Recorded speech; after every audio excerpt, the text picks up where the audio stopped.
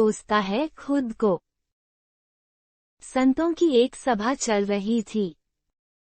किसी ने एक दिन एक घड़े में गंगाजल भर कर वहां रखवा दिया ताकि संत जन जब प्यास लगे तो गंगाजल पी सकें। संतों की उस सभा के बाहर एक व्यक्ति खड़ा था। उसने गंगाजल से भरे घड़े को देखा तो उसे तरह तरह के विचार आने लगे। वह सोचने लगा, आहा, ये घड़ा कितना भाग्यशाली है। एक तो इसमें किसी तालाब पोखर का नहीं बल्कि गंगाजल भरा गया, और दूसरे यह अब संतों के काम आएगा। संतों का स्पर्श मिलेगा, उनकी सेवा का अवसर मिलेगा। ऐसी किस्मत किसी किसी की ही होती है। घड़े ने उसके मन के भाव पढ़ लिए और घड़ा बोल पड़ा, बंधु मैं तो मिट्टी के रूप में शून्य पड़ा, सिर्फ मिट्टी का ढेर था, किसी काम का नहीं था। कभी ऐसा नहीं लगता था कि भगवान ने हमारे साथ न्याय किया है। फिर एक दिन एक कुम्हार आया। उसने फावड़ा मार मार कर हमको खोदा और मुझे बोरी में भर कर गधे पर लादकर अपने घर ले गया। वहां ले जाकर हमको उसने रौंदा, फिर पानी डालकर गूंथा, चाक पर चढ़ाकर तेजी से घुमाया, फिर गला काटा, फिर थापी मार मार कर बराबर किया। बात यही नहीं रुकी, उसके बाद आवे के आग में झोंक दिया जलने को। इतने कष्ट सहकर बाहर निकला तो गधे पर लादकर उसने मुझे बाजार में भेजने के लिए लाया गया। वहां भी लोग मुझे थोक थोक कर देख रहे थे कि ठीक है कि नहीं। थोकने पीटने के बाद मेरी कीमत लगाई भी तो क्या, बस 20 से 30 रुपये।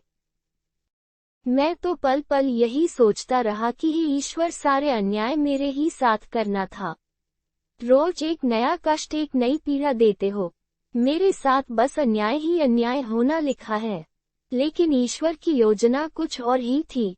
किसी सज्जन ने मुझे खरीद लिया और जब मुझ में गंगाजल भरकर संतों की सभा में भेज दिया, तब मुझे आभास हुआ कि कुम्हार का वह फावड़ा चलाना भी उसकी की कृपा थी। उसका मुझे वह गूंथना भी उसकी की कृपा थी। मुझे आग में जलाना भी उसकी की मौज थी। और बाजार में लोगों के द्वारा थोके जाना भी उसकी ही मौज थी। अब मालूम पड़ा कि मुझ पर सब उस परमात्मा की कृपा ही कृपा थी। स्माइल विद हेलो उंगली से दाहिनी ओर इशारा। दरअसल बुरी परिस्थितियां हमें इतनी विचलित कर देती हैं कि हम उस परमात्मा के अस्तित्व पर भी प्रश्न उठाने लगते हैं और खुद को कोसने लगते हैं। क्यों हम सब में शक्ति नहीं होती उसकी लीला समझने की? कई बार हमारे साथ भी ऐसा ही होता है। हम खुद को कोसने के साथ परमात्मा पर उंगली उठाकर कहते हैं कि उसने ने मेरे साथ ही ऐसा क्यों किया, क्या मैं इतना बुरा हूँ? और मालिक ने सारे दुख तकलीफें मुझे ही क्यों दिए? लेकिन सच तो ये है, मालिक उन तमाम पत्थरों की भीड़ में से तराशने के लिए एक आपको चुना। अब तराशने में तो थोड़ी तकलीफ तो झेलनी ही पड़ती है। हमारा वीडियो देखने के लिए आपको धन्यवाद। और लाइक शेयर कमेंट सब्सक्राइब जरूर करें ताकि दूसरा वीडियो आए तो आपको पता चल सके।